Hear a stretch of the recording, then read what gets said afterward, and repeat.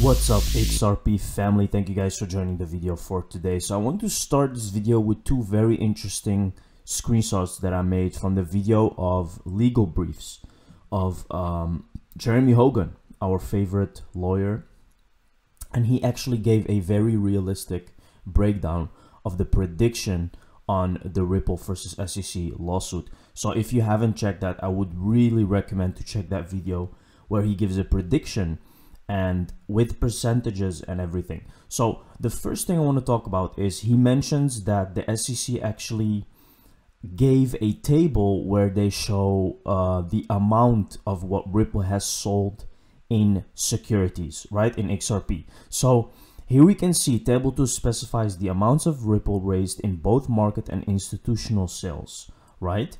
Now there is a very interesting thing here, and you can see that the total amount is 1.3 billion, and that's a large amount, right? The thing is, guys, so let's say that Ripple loses this lawsuit. It's very interesting that Ripple happens to have $1 billion in cash as well, so they can afford this loss. Even if they lost and they had to pay for all of this, which is highly doubtful, because even if the SEC wins, it doesn't mean they have to pay this full amount, because they can still say, okay, but before 2018 we didn't have ODL, so, and after 2018 we had ODL, and ODL changes some things, so then they would have to pay already $1 billion less. That's 388 million, which they can afford, right? So you have to understand the scale that Ripple, the health of Ripple is very, very high. So even if they lose this case, they can afford to lose this case and just go outside of the US and go there and take over the market there, which they are already doing, right? So even if they lose, it's not the worst thing in the world, to be honest. Of course, there is no clarity for crypto in the US, but you have to look bigger than that. I mean, crypto is over the whole world, not just in the US, right? Of course, we would not like that outcome. We would love for Ripple to win this case because it's important for the whole crypto industry.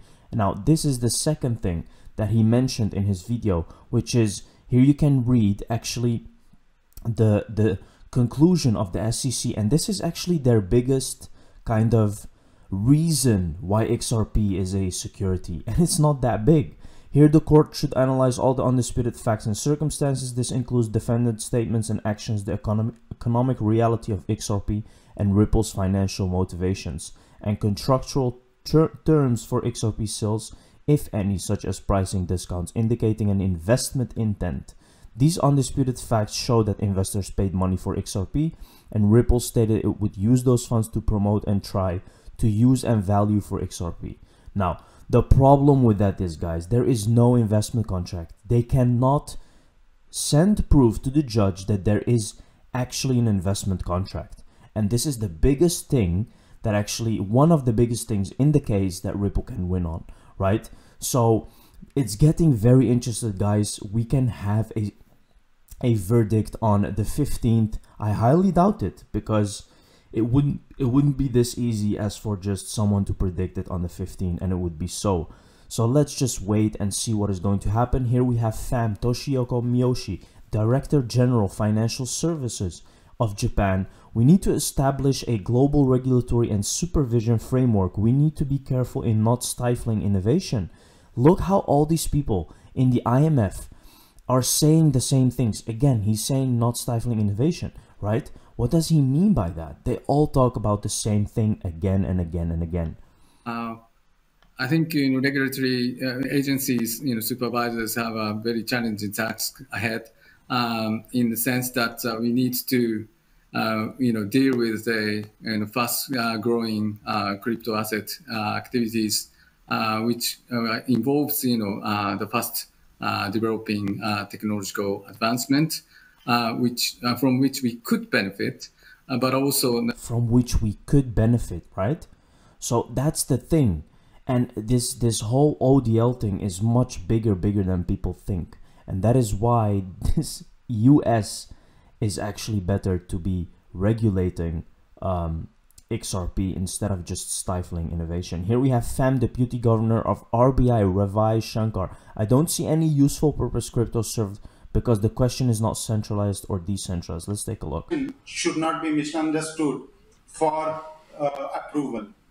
So the fact that we talk that yes, we need to regulate it, we must realize that we are actually giving approval to the product. Now, if that's a conscious choice, fine, but it has to be premised on a clear understanding, first of all, of what this is and what functions we expect them to do. As Stephen said, it could lie in the future. It can have a lot of possible functions like cross-border transactions. Like cross-border transactions, again, giving a very clear message that they're all talking about XRP and the Ripple case as well. Efficiency and all that, but we have to be clear that it is for these purposes that we want to regulate. If we want to talk about regulation in general terms, there is a risk that we would give a general sense of approval to these instruments. That is one. Coming back to specific regulation, I think broad themes should be that unbacked crypto assets, we need to ring fence them away from the formal banking, formal financial system. We need to do that because at least I do not see any useful purpose that they can serve. Because the question is not centralized or decentralized. The question is government or not government. The question is regulated or not regulated. The question is intermediate. So imagine XRP being regulated and then ready for use, right? That's exactly what he's saying. He's saying it has to be regulated and it has to be used by the government. It has to have a purpose, all which aligns with XRP. Foolproof. Trains leaving, even had Barclays on the ATM. ATMs are disappearing, guys, disappearing by the day. Literally. Why?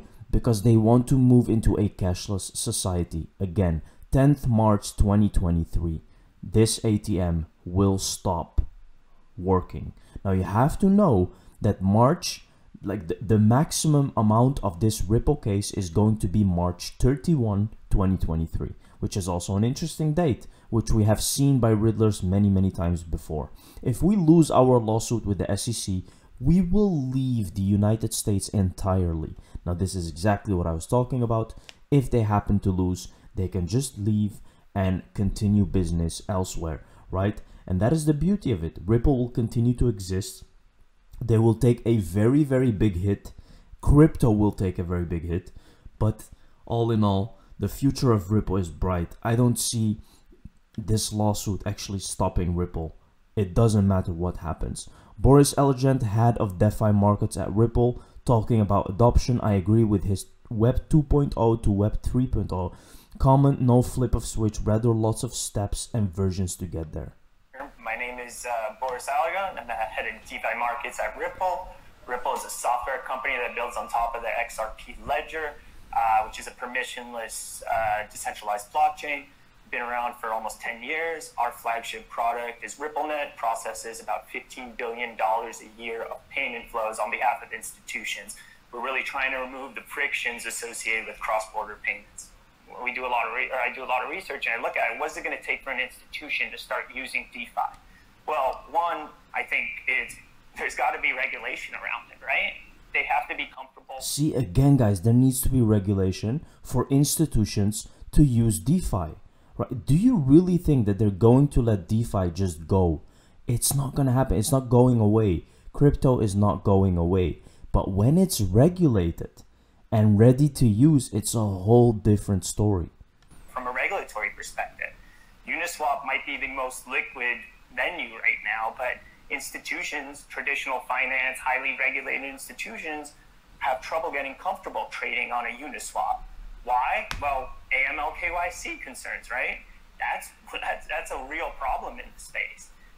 Two, I think also the UX, right, isn't the friendliest. So institutional adoption is really important to bringing DeFi to the masses. And I think we need to start looking at decentralized finance as a technology, right? As a technology that creates efficiencies that will lower costs.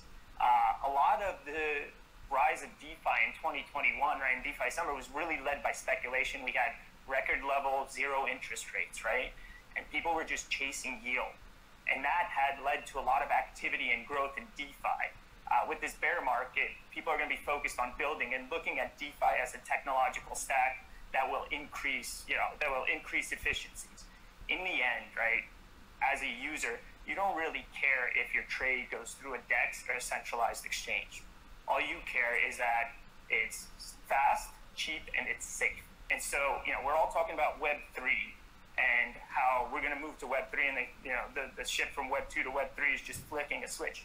It's really not like that. It's going to be more gradual. We need to get to Web 2.0. Lovely how he says this, guys, because it's going to be a journey. It's not going to be like boom and we're gonna get to Web 3. It's not like that. It's going to be steps, it's going to be versions, it's going to be a lot of bad things happening before you actually have a version of DeFi that is actually working. And that is exactly what is happening right now. Thank you very much, guys, for watching this video. See you in the next one. Cheers.